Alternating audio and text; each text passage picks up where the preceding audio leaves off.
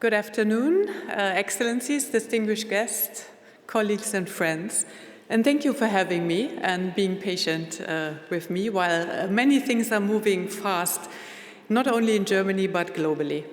And I think many before have said that there are a couple of challenges right now in geopolitics and also nationally, and noises coming from important places that seem to endanger the energy transition that we are working towards. But while science is clear, we definitely know that we have to have a livable planet, and we have to bring together prosperity with protecting the planet, development with climate change and climate mitigation. So we know that 1.5 degrees, the Paris Agreement goals, are not yet on track. And we also know that the Sustainable Development Goals are not on track. And if we want really to be successful in our pursuit of the energy transition, we have to keep both in mind, development and the energy transition. It has to work for people, not only in Germany, but also in other continents as well. So the next COP30 is very important regarding climate ambition, but also showing that we can collaborate together. And the energy sector is key for development as well as for mitigating climate change. We heard already about the prices going down for renewables, and that's true, but only in many places, not in all. And we from the Ministry for Economic Cooperation and Development deal also with the places where the price development of renewables is not doing the trick in itself.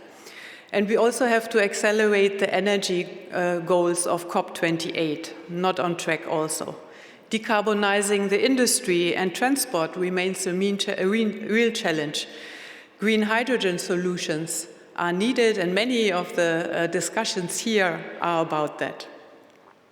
So from a development perspective, and talking also about a global responsibility, from our perspective, a sustainable energy transition requires collaboration, also on the basis of joint interest, but it requires also in cases solidarity. Because as I said, the prices don't do the trick for all countries. And we see, specifically in Africa, that still energy access is lacking for 600 million people. And therefore, from the development side of things, we focus on energy access and on the energy transition at the same time. And Africa and Asia have enormous potential regarding renewable energies, and we need, together with governments and private sectors, try to unlock this potential. Therefore, the JETPs were already mentioned. We engage a lot in strategic partnerships to see where we have joint interest, joint ambition, and how can we best move things forward. We have developed several programs, but I think at the heart is that we have joint interests, that we follow the ownership of the Global South countries and bring in what we from the Global North can do best to support the objectives of the respective partner countries. And we have different roles and need to do our best in our different roles to make the best use of scarce capital. And this means that for governments, the regulatory framework and enabling environment is a key role, while public funds have a more catalytic role to play. Multilateral development banks have to be part of the equation, and of course, the private sector that is in this building with so many participants, and that is great. We also engage on political initiatives like the JETP from an energy transition emerging countries perspective, but we also engage in the Mission 300 that is caring about energy access for African countries. And the summit in Dar es Salaam, end of January, was an impressive sign for that.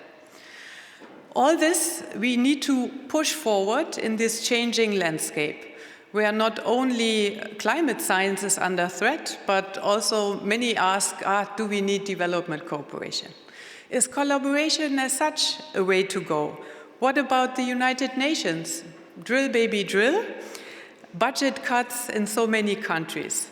So do we really think only in unilateral action? The strong belief of the German government, of the ministry I represent, is that we cannot let go of our international goals like the SDGs and the Paris Agreement.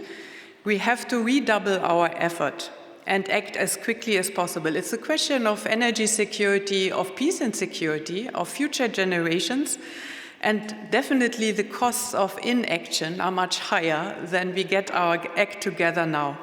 Even the environment is more challenging. So let's strive for strong alliances, for strategic alliances. Let's not really leave it to unilateral measures.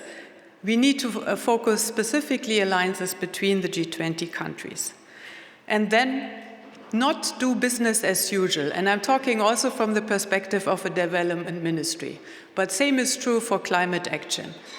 Business as usual and being very proud of what we are doing already is not enough.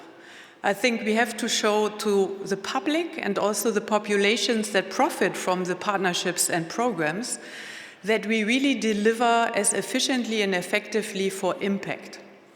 And there, I think we really have to strive for even better impact than we already achieve now.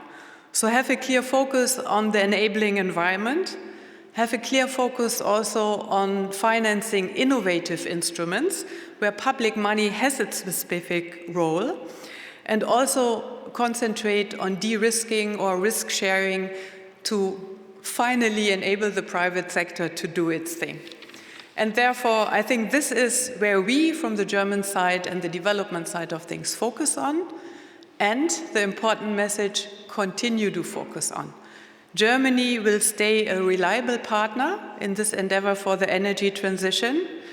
We will continue to forge these strategic partnerships, and for us it's very important as a member state of the EU to do this jointly with other member states and as part of the European community with other continents, other countries worldwide. So the time to act is now. Let's really deliver impact and count Germany in on that. Thank you.